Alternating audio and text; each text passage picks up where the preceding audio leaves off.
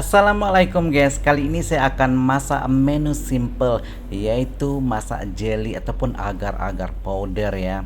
Nah kali ini saya masukkan air ya, kira-kira 2 kali ataupun 1,5 ya, dari ukuran cetakan yang kita masak. Nah yang saya gunakan adalah tepung agar-agar Hongwei yang mereknya begitu ya, kira-kira 2/3 dari bungkusan. Nah kalau gramnya mungkin sekitar 60 gram seperti itu ya. Nah setelah kita masukkan dan kita aduk-aduk sebentar ya, supaya tidak ada yang menggumpal. Nah supaya lebih kental, saya masukkan kira-kira 1 sendok teh tepung ubi. Nah seperti itu ya. Dan seterusnya saya kasih secubit garam, dan seterusnya saya masukkan gula kira-kira 3 sendok makan, ataupun ikut selera masing-masing ya. Kalau mau manisnya lebih terserah ya, ataupun kurang manis juga boleh dikurangi, terserah ikut selera masing-masing seperti itu ya. Nah seterusnya kita masak ya di api yang ukuran sedang. Nah kira-kira sudah matang begitu ya, sudah masak, kita masukkan ke cetakan. Kali ini masih original ya, masih asli, warnanya putih seperti biasa ya.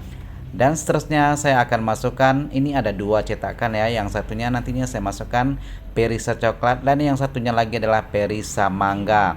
Nah yang perisa ini ya, yang saya gunakan adalah perisa saset minuman ya, seperti Marimas atau Just Juice seperti itu ya, terserah ya, ikut selera masing-masing.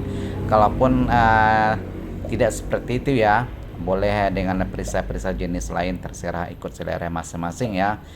Oke, yang saya gunakan satu adalah perisa coklat dan yang satu perisa mangga, dan juga ikut selera masing-masing ya, mau rasa buah apa, seperti apel, mau anggur, terserah ya.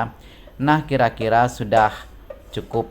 Nah, kita masukkan ya, jangan ada yang mengumpal seperti itu, dan seterusnya kita masukkan ke kulkas ya, supaya lebih dingin, dan boleh beberapa jam kemudian ya, ataupun keesokannya juga boleh kita potong seperti itu ya. Dan ini adalah penampakan ketika saya masukkan perisa coklat, dan seterusnya saya masukkan perisa mangga, dan seterusnya setelah ini ya saya masukkan ke kulkas dan boleh dipotong. Dan ini sangat simpel, boleh dicoba di rumah ya bagi yang terinspirasi, dan ini juga boleh dijual loh. Kalau ya ide-ide seperti ini juga, cara masaknya sangat-sangat sederhana.